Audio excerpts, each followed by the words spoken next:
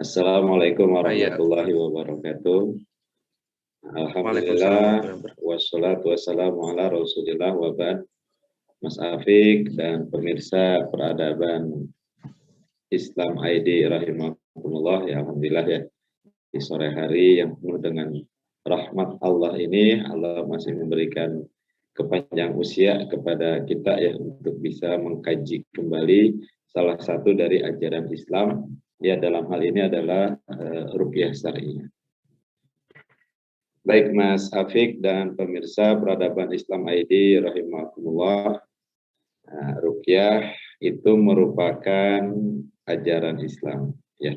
Jadi ini adalah salah satu poin penting bagi kita, bagi orang-orang yang beriman, bahwa ruqyah itu adalah ajaran Islam ya. Ada kurang lebih 40 hadis Nabi Shallallahu Alaihi Wasallam ya yang menceritakan atau membahas seputar ruqyah ya. Sampai ada puluhan hadis seperti itu. Nah itu juga semakin memperkuat bahwa memang betul ruqyah ini adalah ajaran Islam. Artinya Mas Afik dan pemirsa peradaban ID rahimakumullah, ketika seorang beriman, ketika seorang muslim melaksanakan ruqyah syar'iyyah, pada saat itu sebetulnya dia juga sedang melaksanakan bagian dari ajaran agamanya. Dia sedang melaksanakan ajaran Islam. Artinya pula Mas Afik dan rahimakumullah, ketika seseorang melaksanakan ruqyah, baik meruqyah maupun diruqyah, itu juga berarti dia sedang beramal solih ya, sedang beramal solih dan insya Allah memperoleh pahala dari Allah Subhanahu wa Ta'ala. Jadi poin ini Mas Afik yang jangan sampai kita lewatkan. Artinya sebagai seorang muslim, sebagai seorang beriman, kita jangan sampai memposisikan ruqyah itu hanya sebatas pengobatan ansih. Tapi harus ada sisi ruqyah dalam diri kita bahwa ini adalah bagian dari ajaran Islam. Seperti itu Mas Afik ya. Oke, untuk pembukaan seperti itu ya. Jadi memang kalau dilihat bahwasannya ruqyah ini sebenarnya juga bentuk dari ibadah juga gitu, karena kita meminta pertolongan kepada Allah Subhanahu wa Ta'ala agar Allah melalui perantara ruqyah ini kemudian menyembuhkan penyakit-penyakit tadi ya, baik itu medis maupun non medis, walaupun memang seringnya non medis ya kalau dalam konteks ruqyah ya. Nah, Pak Sambas, ini tadi ada pertanyaan yang masuk nih ke redaksi. Ini ada yang bertanya terkait dengan kesurupan, Pak Sambas. Nah, mungkin bisa dijelaskan oleh Pak Sambas bagaimana caranya kita menangani seumpama ada tiba-tiba kejadian, biasanya di sekolah atau mungkin biasanya di sekolah sih kalau kejadian kesurupan itu di sekolah, misalnya ada yang kesurupan, kemudian titik-titik mana saja yang kemudian titik-titik kritis mana yang kemudian menjadi harus diruqyah gitu. Iya, baik. Terima kasih Mas Afik dan Bapak Ibu pemirsa peradaban ID yang bertanya. Boleh tahu Mas Afik ini dari Bapak siapa atau dari Ibu siapa yang bertanya Mas Afik? Ini dari redaksi langsung, tapi nggak tahu apa persisnya, dari nggak tahu. Mungkin langsung dari redaksi. Oh, dari redaksi, baik. Ya, baik. Ya, pemirsa peradaban ID rahimahullah, bahwa seseorang ketika berupa kesurupan, artinya seseorang itu mengalami kesurupan. Nah, itu yang harus dipahami Mas Afik dan pemirsa peradaban ID rahimahumullah, bahwa gangguan jin itu ada 4 penyebab. Jadi kesurupannya seseorang, nah itu bisa dipengaruhi oleh salah satu dari 4 penyebab ini. Yang pertama, nah itu karena kiriman orang lain. Nah, jadi orang lain ada yang mengirimkan jin masuk ke dalam tubuh seseorang, jin itu bereaksi, nah, maka sama penampakannya seperti dia kesurupan. Yang kedua, itu atas inisiatif jin itu sendiri. Jadi nggak ada orang yang nyuruh nih, si jin itu atas inisiatif sendiri, baik karena dia suka atau karena dia benci. Jadi Jin itu bisa nyurup, nah kesurupan ya, jadi nyurup, masuk maksudnya ya. Jin itu bisa masuk, itu bisa juga karena suka Mas Apik. Nah, misalnya ya, ada jin perempuan nih, suka sama Mas Apik misalnya. Nah, itu bisa masuk ke dalam tubuh Mas Apik. Ya, ini kejadian Mas Apik. Ya, artinya beberapa pasien yang saya tangani itu ada yang seperti itu. Ya dia kesurupan, dia kena jin. Nah, ternyata pas dideteksi si jin itu suka sama orang yang dia masuk ke dalam tubuhnya. Bisa juga karena benci Mas Afik ya. Bisa karena mungkin merasa terganggu dan lain negatif jin itu sendiri. Yang ketiga, gangguan jin itu karena orang itu sendiri yang ingin jin masuk ke dalam tubuhnya. Nah, ini orang yang belajar ilmu, misalnya ilmu kanuragan, ilmu kesaktian,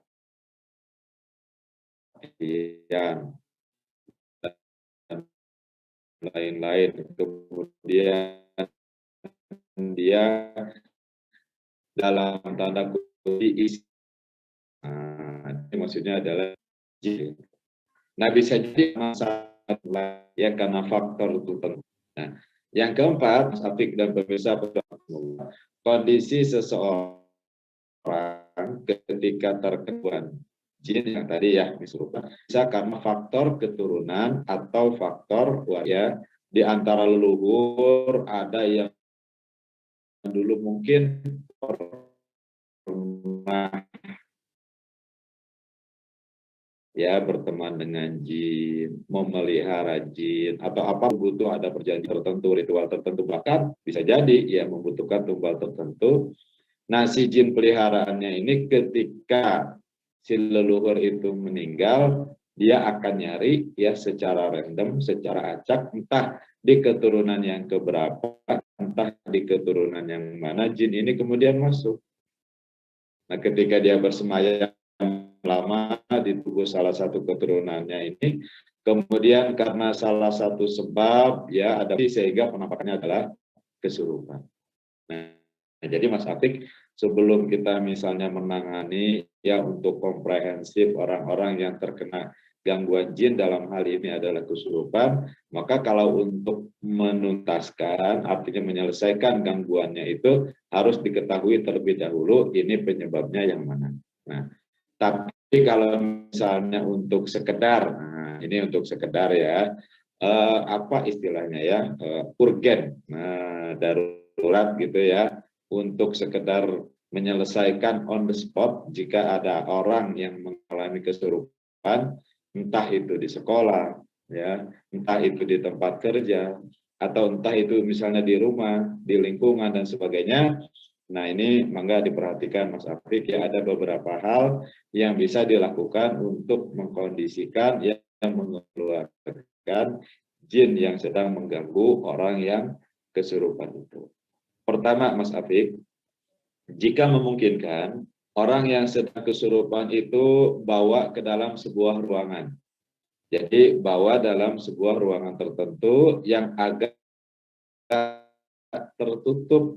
Nah, diupayakan si orang ini jangan jadi tontonan umum. Karena ini bukan pertunjukan ya. Kalau orang melihat orang diruqyah atau melihat orang kesurupan kan pengennya nonton ya. Wah, ada yang kesurupan, wah nonton rame-rame misalnya. Seperti itu ya.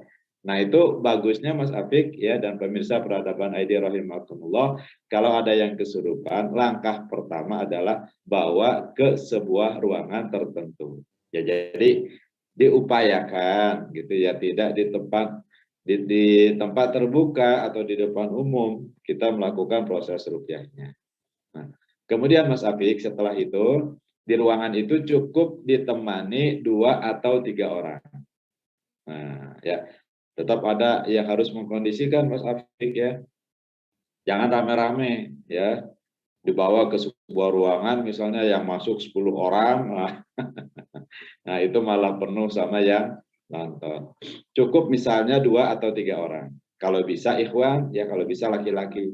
Untuk apa Mas Afik? Nah, itu untuk membantu mengkondisikan ya, agar ketika si pasien itu bereaksi, meronta-ronta dan lain-lain, ada yang mengkondisikan. Itu ya. Jadi langkah pertama yang harus dilakukan, pertama upayakan dibawa masuk ke dalam sebuah ruangan tertutup. Yang kedua, nah itu bawa 2 atau 3 orang untuk membantu mengkondisikan. Nah ini penting Mas Afik ya. Kenapa? Karena kalau tidak ada yang mengkondisikan, anggaplah cuman kita sendirian gitu ya. Kemudian pas kita rukyah si orang yang kesurupannya itu bereaksi, wah, kadang kalau lagi bereaksi dia marah-marah, mukul-mukul, nendang-nendang, kadang juga pasang kuda-kuda Mas Afik ya, kadang keluar jurus. Nah, itu malah jadi kayak berantem antara orang yang berukyah dengan orang yang dirukyah. Jadi butuh ada 2 atau 3 orang yang mengkondisikan. Nah, kemudian setelah itu ruangannya ditutup, ya kalau bisa dikunci. Nah, kenapa? Agar tidak mengganggu proses rukyah. Ya, diusahakan ya selama proses rukyah itu tidak ada orang lain yang keluar masuk ruangan seperti itu. Nah, Mas Apik dan pemirsa Peradaban ID rahimakumullah, ini harus diperhatikan nih teknik pengkondisian orang yang kesurupan agar mudah dikondisikan badannya. Pertama, dudukkan dia dalam posisi kakinya selonjor. Nah, dudukkan dia dalam posisi kakinya selonjor. Yang kedua, jika memungkinkan ruangannya duduknya menghadap kiblat. Ada 3 orang yang mengkondisikan. Nah, Mas Apik, yang satu dia megang kakinya di depan. Jadi kakinya diselonjorkan, kemudian dipegang. Yang kedua, megang di samping kanan, megang bahu dan tangannya. Yang ketiga, megang di samping kiri, megang bahu dan tangannya. Nah, jadi seseorang yang kesurupan dudukan kakinya selonjor, ya dipegangin oleh 3 orang, dikondisikan oleh 3 orang, satu megang kakinya yang sedang diselonjorkan, satu megang bahu dan tangan sebelah kanan, satu megang bahu dan tangan sebelah kiri. Nah itu pengkondisian yang paling efektif ya agar orang yang kesurupan itu tidak meronta-meronta, nggak karu-karuan. Jadi si peruqyah itu bisa leluasa untuk melakukan proses ruqyah. Jadi si peruqyah itu tidak perlu keluar tenaga besar. Ya kenapa? Karena yang dibutuhkan dari seorang peruqyah adalah kehusuan dan tartilnya doa. Begitu. Nah untuk tenaga itu biar oleh orang-orang yang membantu mengkondisikan, yang megangin tadi. Seperti itu. Nah kalau apakah ada titik-titik tertentu? Nah, ada Mas Afik. Nah, ada titik-titik tertentu yang insya Allah biidnillah dengan izin dan pertolongan Allah itu membantu mempercepat keluarnya jin. Ya, tentu yang paling utama adalah bacaan ya. Nah, ruqyah itu kan ruqyah bacaan ya. Jadi tidak cukup misalnya, wah di ruqyah nggak dibacain apa-apa, cuma dipijit-pijit doang. Nah, dipijit-pijit titik-titik sakit misalnya. Jinnya keluar, nah itu bukan ngerukyah namanya, itu nyiksa. Ya. Nah tentu yang paling utama tetap bacaan Mas Afik ya. Nah, kata kuncinya adalah kepasrahan total kepada Allah Subhanahu wa taala, mengharapkan semata-mata pertolongan Allah dan tentu bacaannya harus syar'i. Bacaannya harus berasal dari ayat-ayat Al-Qur'an, bacaannya harus berasal dari hadis Nabi atau dari doa-doa yang muktabar ya. Nah, dibaca dengan tartil dan khusyuk ya. Nah, sekali lagi dibaca dengan tartil. Jadi tidak boleh juga bacanya asal-asalan. Nah, kalau bacanya asal-asalan, tidak tartil, bacaan tajwidnya acak-acakan, nah maka artinya juga tentu akan berbeda. Nah, Mas Afrik dan pemirsa Peradaban ID rahimakumullah, titik yang harus ya tadi ya, titik yang cukup menyakitkan. Nah, bagi jin cukup yang menyakitkan adalah titik ini Mas Afrik. Terlihatkah tangan saya? Nah, titik ini. Oh, gambarnya malah menghilang. Mana nih? Nah, ini Mas Habib. Terlihat ya? Nah, titik ini. Nah, ini dipijit Mas Habib. Nah, ini titik ini. Sok, coba sekarang dipijit tangan Mas Habib. Nah, mijitnya gini. Nah, pijit yang kencang. Sekencang-kencangnya. Sakit gak? Sakit Mas. Ah, Sakit. iya. Itu sakit ya. Kanan kiri sakit. Sakit. Ya, itu. Iya. Yang kedua Mas Abik itu adalah titik bahu. Nah, itu kalau dipijit, nah itu juga sangat sakit. Setidaknya dua titik itu Mas Abik ya yang cukup sangat menyakitkan bagi jin yang sedang diruqyah. Ya, itu Mas Abik barangkali. Oke, jadi tadi dijelaskan ya bagaimana teknis penanganan ruqyah termasuk diantaranya adalah titik-titiknya tadi ya. Jadi termasuk juga mungkin edukasi bagi para pemirsa. Jadi kalau misalkan ada yang sedang menangani ruqyah, jangan ditontonin gitu ya. Ya cukup mungkin satu orang yang meruqyah ditambah mungkin dengan 3 atau tadi 2 atau 3 orang tadi yang mengkondisikan karena kan dikhawatirkan. Oke. Nah, tapi gini Pak Sambas, Ya. ada mungkin satu fenomena unik nih Pak Sambas, di mana ada orang yang dia tuh udah diruqyah, beres, habis itu kesurupan lagi, diruqyah lagi, kesurupan lagi, diruqyah lagi. Nah, itu kenapa bisa begitu Pak Sambas? Apakah karena ruqyahnya yang kurang maksimal atau seperti apa yang menyebabkan kok dia bisa balik lagi gitu? Nah, begini Mas Afi. Yang namanya jin itu tukang ngibul. Nah, ya. Tukang kamuflase, tukang bohong, tukang fitnah, tukang adu domba, dan lain-lain. Tukang rekayasa. Jadi Mas Afik dan pemirsa peradaban Islam ID rahimakumullah, ketika seseorang misalnya pada saat diruqyah terus selesai, kemudian kambuh lagi, ruqyah lagi, selesai, kambuh lagi, ruqyah lagi, selesai. Sebetulnya Mas Afik, itu si jinnya dari awal belum keluar. Nah, sebetulnya jinnya dari awal belum keluar tuh. Cuman dia pura-pura keluar tadi untuk kamuflase, untuk menipu, untuk mentipu daya gitu ya. Jadi sebetulnya belum keluar, hanya pura-pura keluar. Jadi bukan balik lagi. Memang dia belum pernah pergi gitu, masih ada di tubuh itu. Gitu.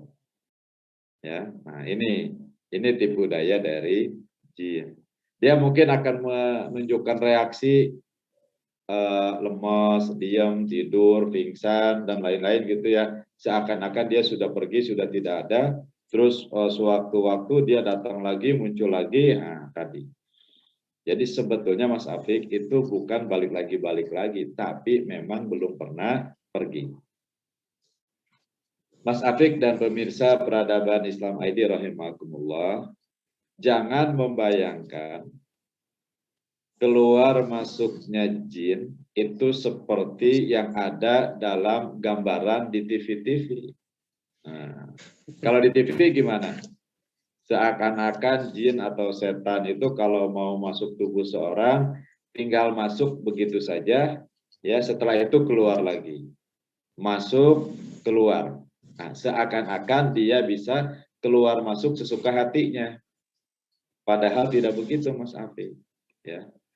Pertama, ketika seseorang tubuhnya tidak sedang dalam ada gangguan jin saja, ya itu dia tidak bisa melihat jin. Jadi ketika seseorang bisa melihat jin, itu sebetulnya dalam tubuhnya sedang ada gangguan jin. Ya. Nah, termasuk jin Mas Afik. Ya. Jin itu tidak bisa leluasa masuk ke dalam tubuh seseorang. Tidak seperti yang digambarkan di TV-TV, di film-film. Mas Afik dan pemirsa peradaban Islam ID rahimakumullah. Kalau misalnya jin bisa leluasa masuk ke dalam tubuh seseorang, dunia ini akan kacau, Mas Afik. Ya.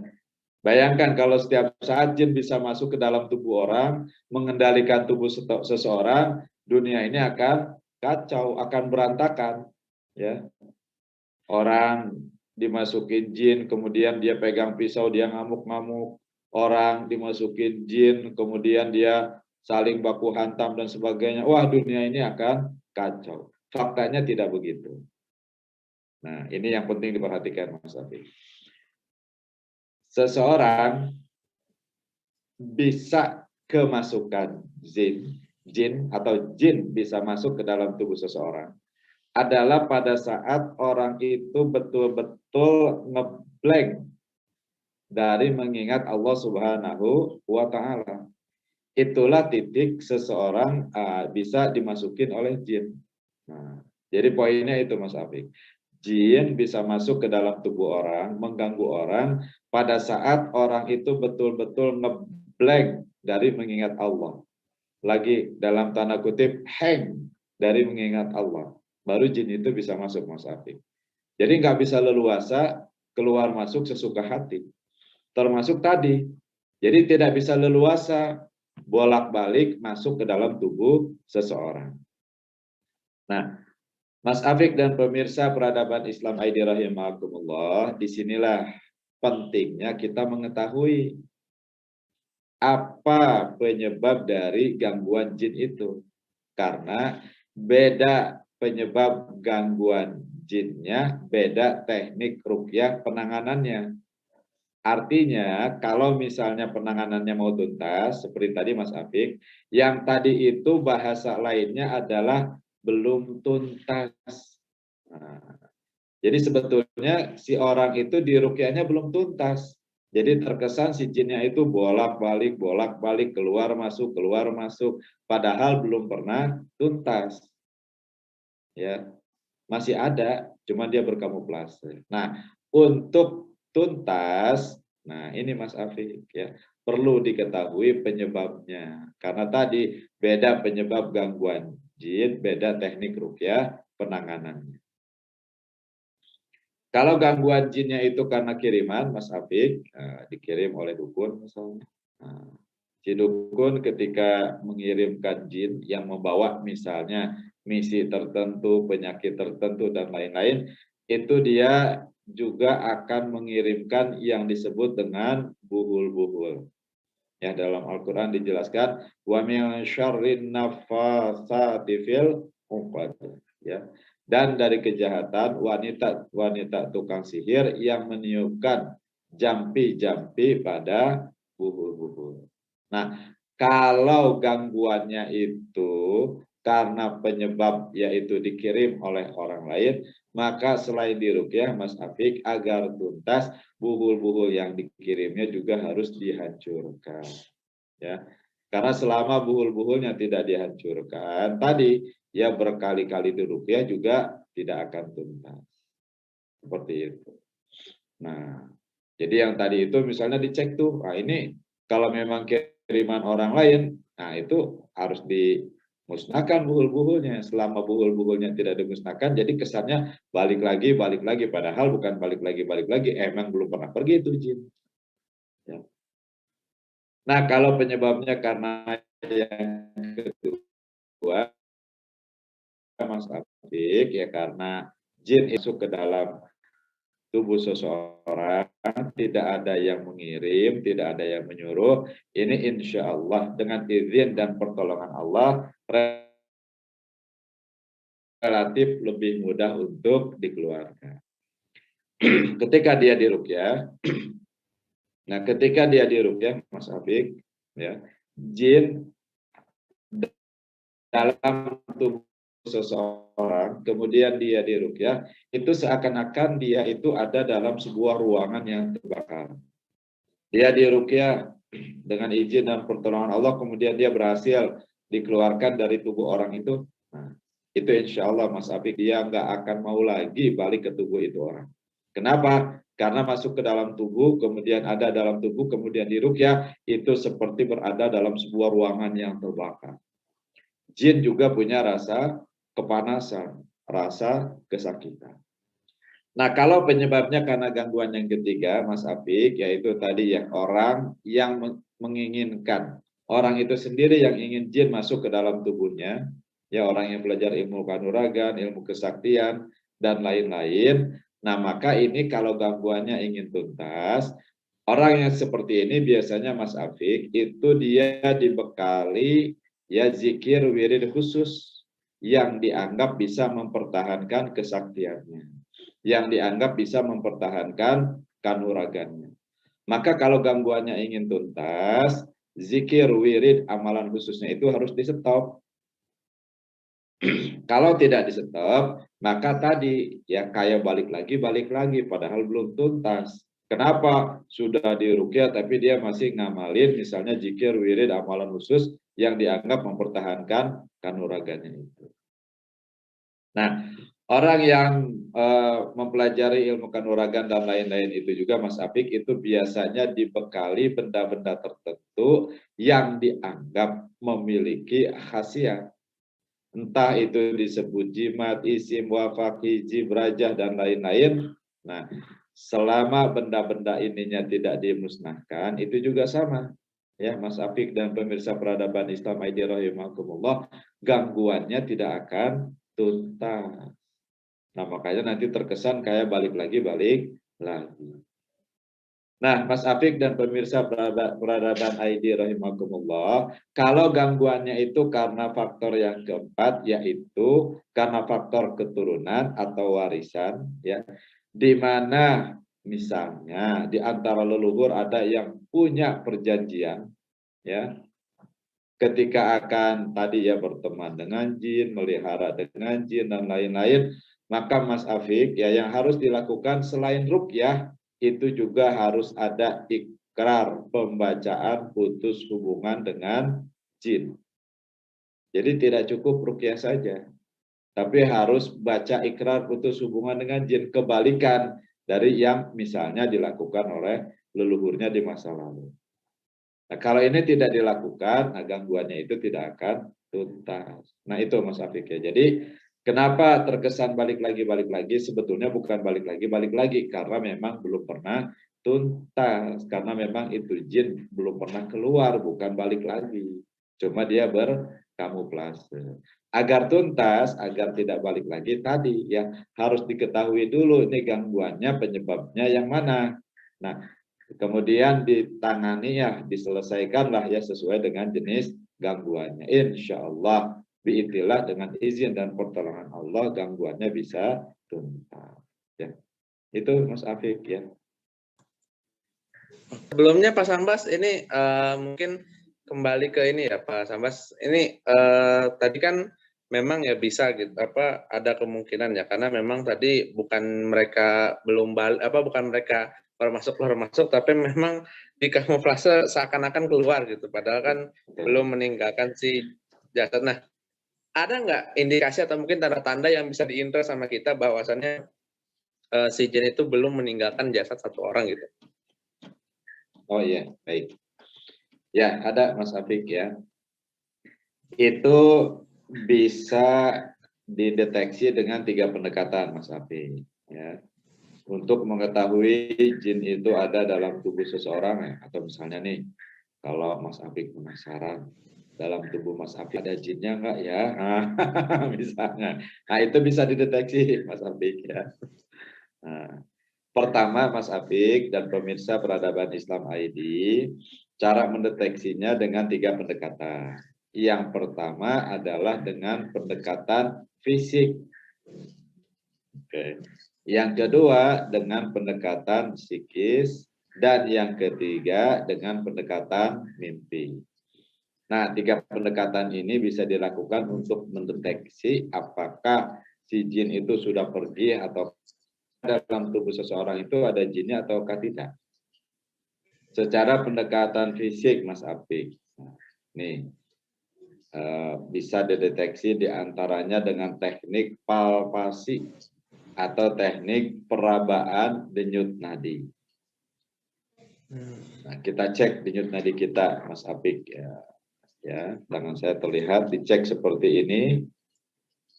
Nah, coba deteksi nggak ada denyut nadinya, Mas Apik? Ada nggak? Ada, tapi mungkin nggak begitu kerasa mungkin. Wah, kalau nggak ada dipertanyakan nih. Orang hidup itu pasti ada denyut nadinya. Nah, itu biasanya memang Iya, teknik nekennya yang kurang pas atau kurang tenaga. Nah, Mas Apik, kalau misalnya ketika dicek denyut nadinya itu beraturan, entah itu cepat, lambat, ya, tapi dia stabil, ya, tek, tek, tek, misalnya, atau tek, tek, tek, nah, itu insya Allah aman.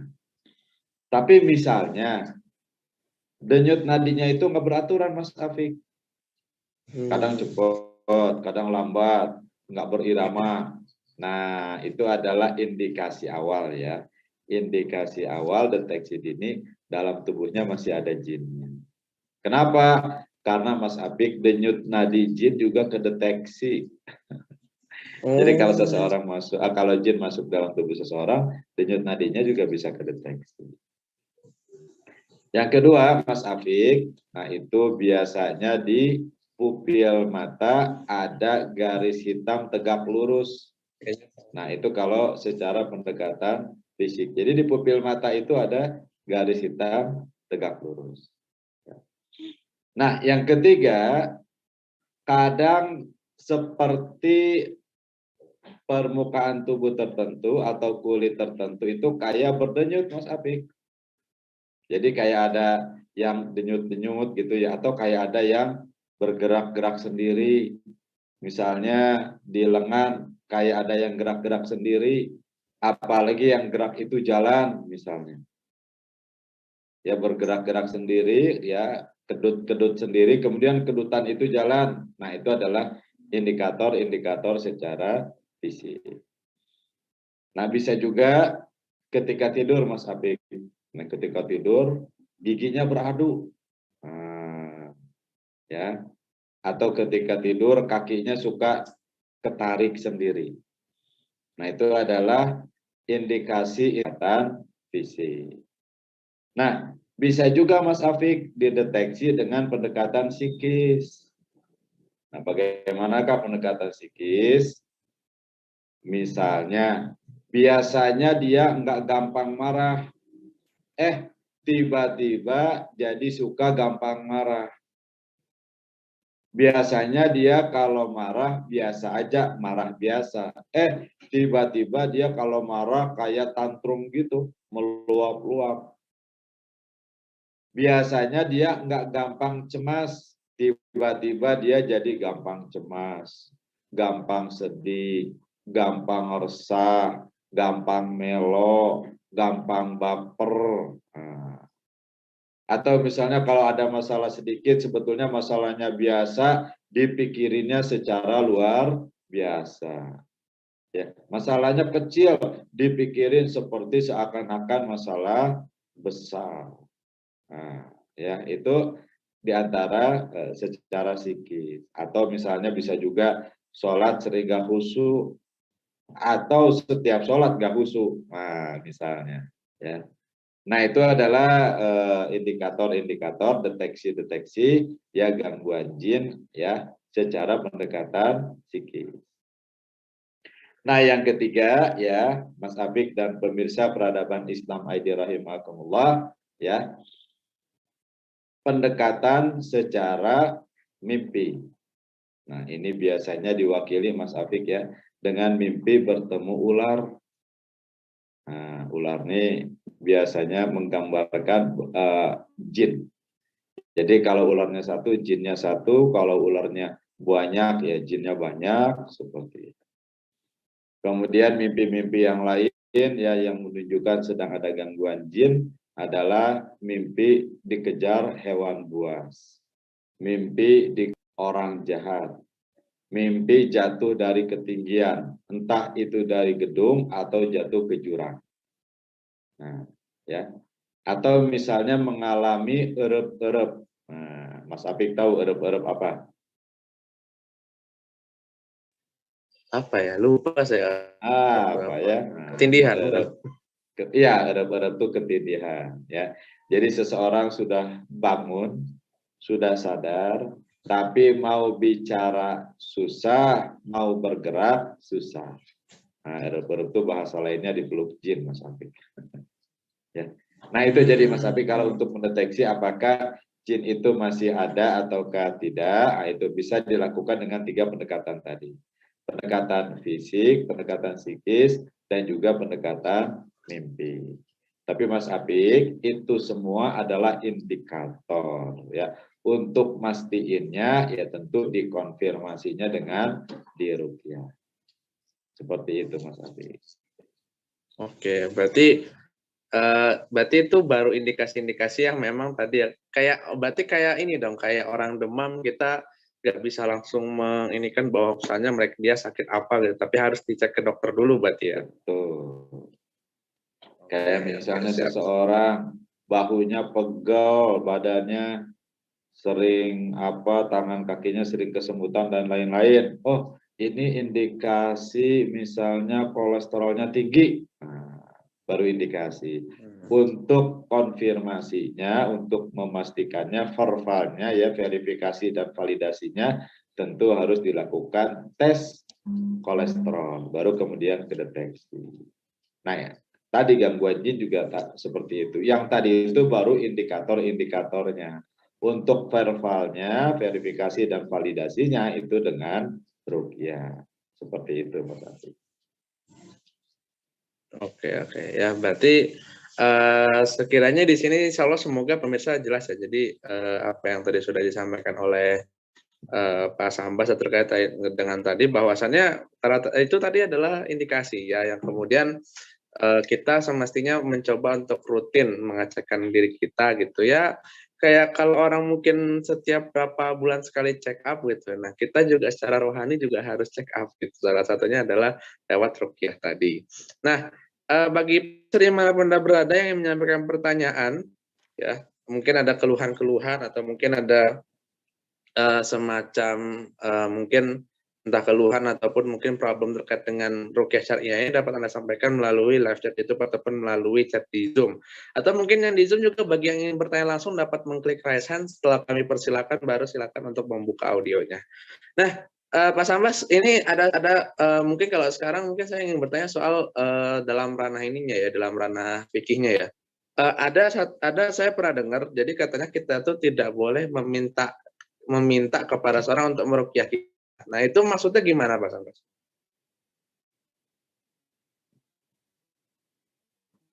Oh iya, Mas Afik dan pemirsa Peradaban ID rahimakumullah. Ada hadis yang menyampaikan misalnya ya tidak boleh meminta ruqyah. Nah, karena itu bisa menghilangkan kesempatan masuk surga tanpa hisab. Nah, Mas Afik dan pemirsa Peradaban ID rahimakumullah, kalau ditelusuri lebih lanjut, dilihat tafsir hadisnya, ya ternyata yang dimaksud ruqyah di situ bukanlah ruqyah syariah, Mas Afik, ya, tapi ruqyah syirkiyah, ya. Ruqyah itu ada ruqyah syariah, makanya kan di channel Peradaban Islam ID ini penekanannya adalah ruqyah syariah.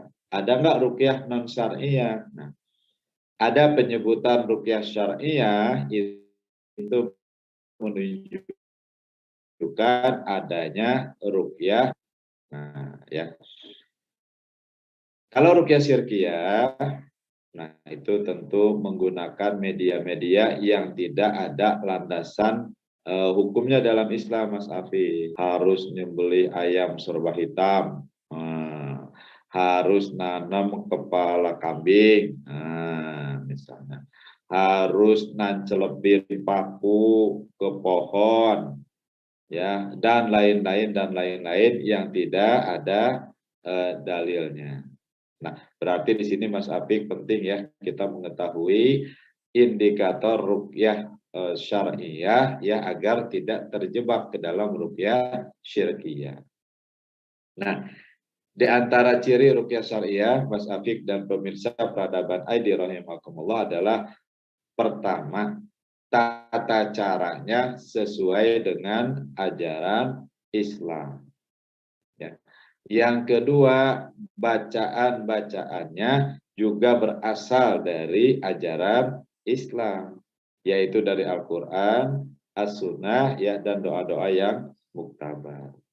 Yang ketiga, media yang digunakannya itu media yang sesuai dengan ajaran Islam.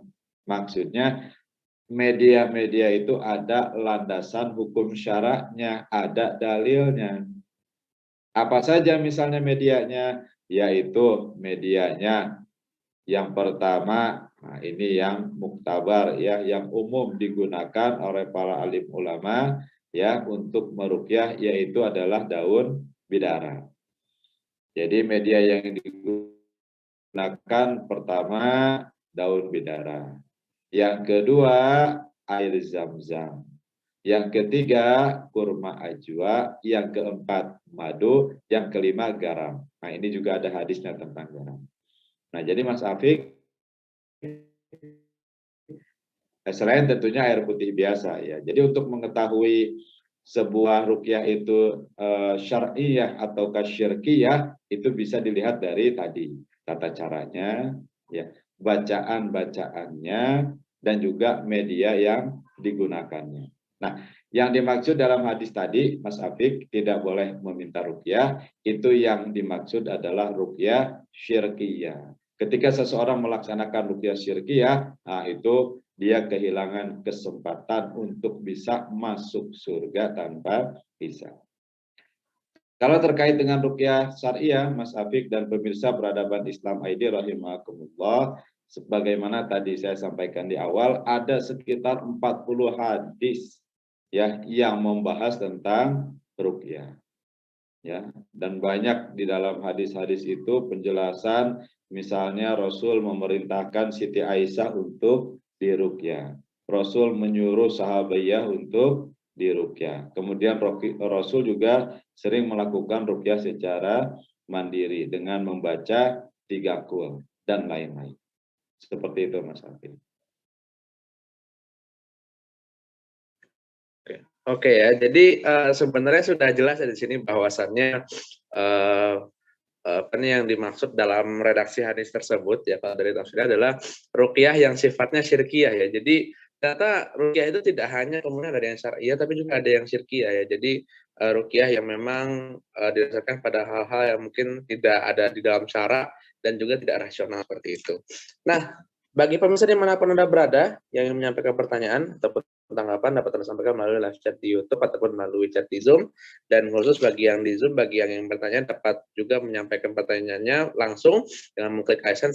Silakan untuk menyalakan audionya. Untuk ini ya, membacakan ini ada pertanyaan dari Zoom, Sat, dari akun Suko. Ini, oh ya, Suko ini. Assalamualaikum, waalaikumsalam warahmatullahi wabarakatuh. Ustadz Afwan mau tanya bagaimana cara kita agar terhindar dari gangguan jin.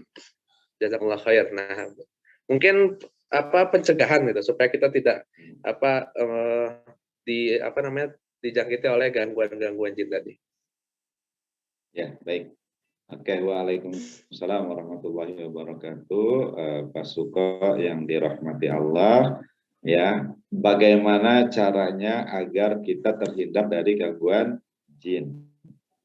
Nah, ini maksudnya adalah pencegahan ya, agar tidak terkena gangguan jin. Yang pertama, rumah kita, nah itu harus dikondisikan agar jin tidak punya kesempatan untuk bersemayam atau tinggal di rumah kita. Tidak boleh ada lukisan makhluk hidup. Di rumah ya, tidak boleh ada lukisan makhluk hidup.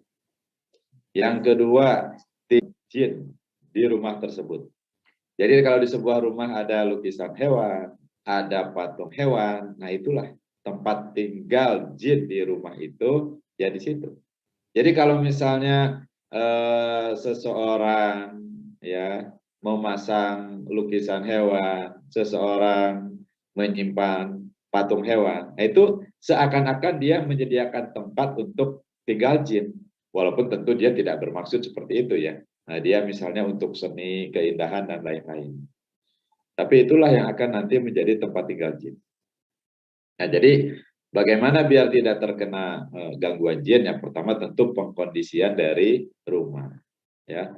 Kemudian masih seputar rumah, itu kamar mandi tidak boleh gelap.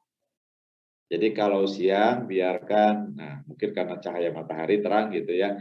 Kalau malam, nah itu tetap usahakan agar terang. Nah mungkin bisa dipasang lampu, jangan terlalu besar misalnya, yang penting terang, silahkan diatur. Seperti itu. Nah, kemudian di rumah itu tidak boleh disimpan benda-benda yang dianggap berkhasiat. Entah itu disebut jimat, isim, raja, hizib, wafak, apapun istilahnya, nah itu tidak boleh. Begitu di suatu rumah ada benda-benda tersebut, nah udah itulah tempat tinggal jin di rumah itu. Nah, jadi yang harus pertama kita perhatikan agar terhindar dari jin adalah pengkondisian rumah. Ya. Nah, untuk selanjutnya Pak Suko, Mas Afik dan pemirsa Peradaban Islam ID rahimakumullah, usahakan di setiap ruangan rumah itu ada kaligrafi. Ya. Tidak perlu yang besar, yang kecil juga cukup. Dan terutama misalnya kalau memungkinkan kaligrafi ayat kursi.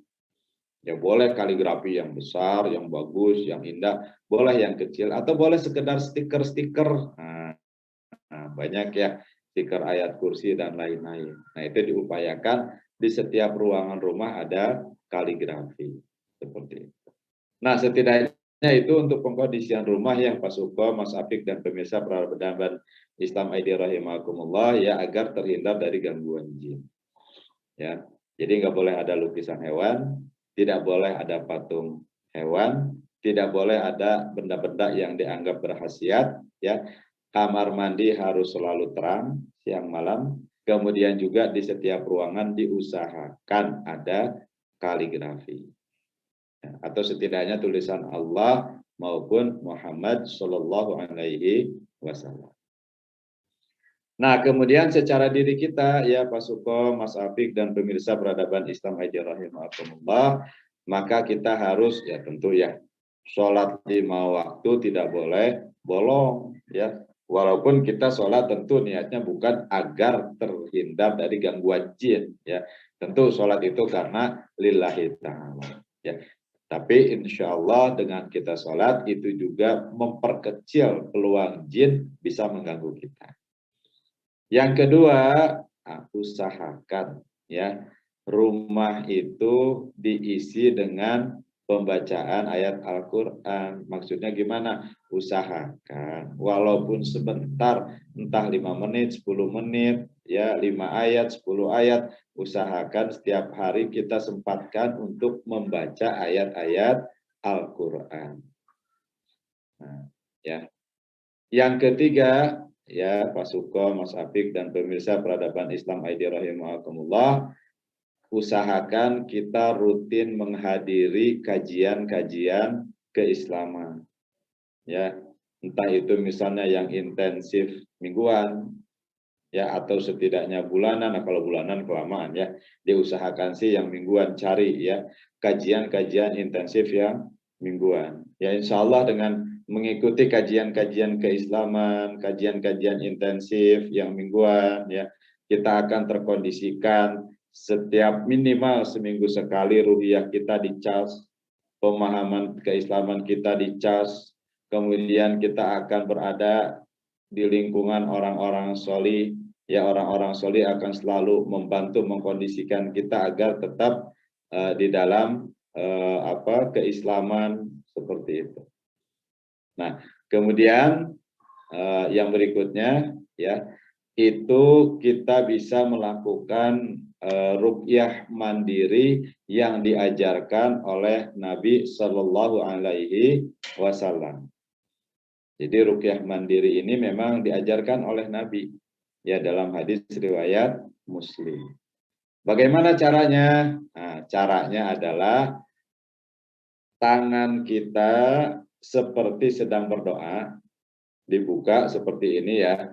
Nah, seperti sedang berdoa. Kemudian kita bacakan 3 qul. Nah, 3 qul apa aja Mas Afik 3 qul? Nah, Al-Ikhlas, Al-Falaq, An-Nas. Al-Ikhlas, Al-Falaq, An-Nas. Setelah dibacakan, tiupkan ke telapak tangan, pembentengan atau penjagaan yang diajarkan oleh Nabi Shallallahu Alaihi Wasallam. Lakukan itu setidaknya habis maghrib dan habis subuh. Syukur-syukur biar tidak lupa tiap habis sholat. Nah, tiap habis sholat selesai doa kita baca seperti tadi lagi, usapkan. Seperti itu. Tapi diupayakan tidak dibaca di depan umum, ya khawatir menarik perhatian. Ya lakukanlah misalnya ketika sholat, sedang sholat sendiri, misalnya sholat sunnah di rumah dan sebagainya. Atau tanpa sholat juga ya langsung aja dilakukan. Ya setidaknya habis maghrib dan habis seperti itu. Oke, itu tadi ya sedikit, bukan sedikit ya, bahkan banyak ya, tips-tips dari Pak Sambas agar kita terhindar dari jin. Nah, Pak Sambas mungkin kita akan menutup sesi pada sore hari ini. Pak Sambas mungkin ada yang ingin disampaikan untuk penutup, mungkin nasihat atau mungkin pesan-pesan yang disampaikan kepada para pemirsa.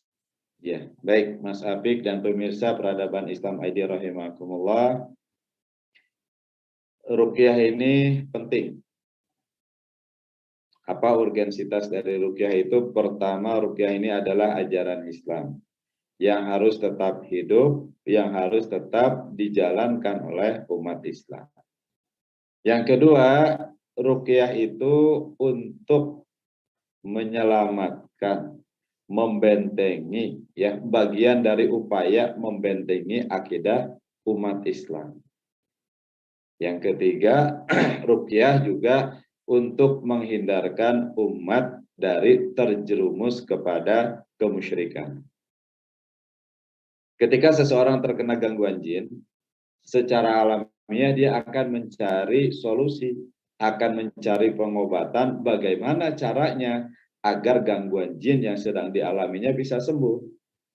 Kita bisa bayangkan, kalau tidak ada orang yang menjalankan praktik ruqyah, kalau tidak ada orang yang menghidupkan ajaran Islam ruqyah ini, maka tentu si orang itu akhirnya dalam tanda kutip terpaksa karena ingin sembuh, dia misalnya mendatangi dukun, orang pintar, paranormal, dan lain-lain. Ya, seperti itu. Maka disitulah letak urgensi dari ruqyah. Ya, itu ajaran Islam yang harus kita hidupkan. Yang kedua itu insya Allah ya membantu menjaga akidah umat Islam. Yang ketiga menghindarkan ya umat dari kemusyrikan. Wallahu a'lam.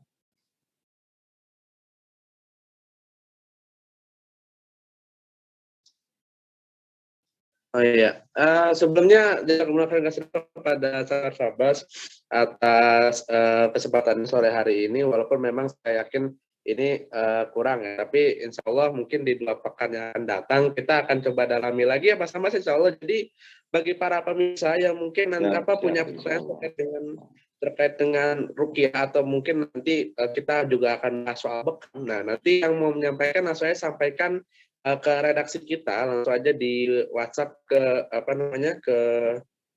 tim redaksi Peradaban Islam ID di grup. Mungkin yang bergabung di grup bisa langsung aja WA ke admin untuk kemudian mungkin ada titipan pertanyaan untuk tema terkait dengan terkait dengan ruqyah syariah maupun nanti kita akan membahas soal bekam. Nah, kami ucapkan jazakumullah khairan kepada pemirsa peradaban Islam ID dimanapun Anda berada yang sudah menyaksikan tayangan sore hari ini. Dan bagi Anda nanti yang ingin berkonsultasi dan mungkin ingin nanti langsung datang ke tempatnya Pak Sambas untuk kemudian terapi dan konsultasi lainnya, Anda dapat menghubungi nomor berikut yakni 0812 8625 2435. Sekali lagi 0812 8625 2435